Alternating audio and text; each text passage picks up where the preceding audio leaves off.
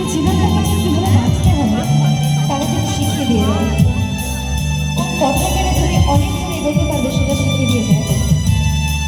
তারা চলে গেলে বলতে ইচ্ছা করে যে তুমি যদি থেকে যেত জীবনটা অনেক সুন্দর হতে পারতো, কিন্তু কিছু করার নেই।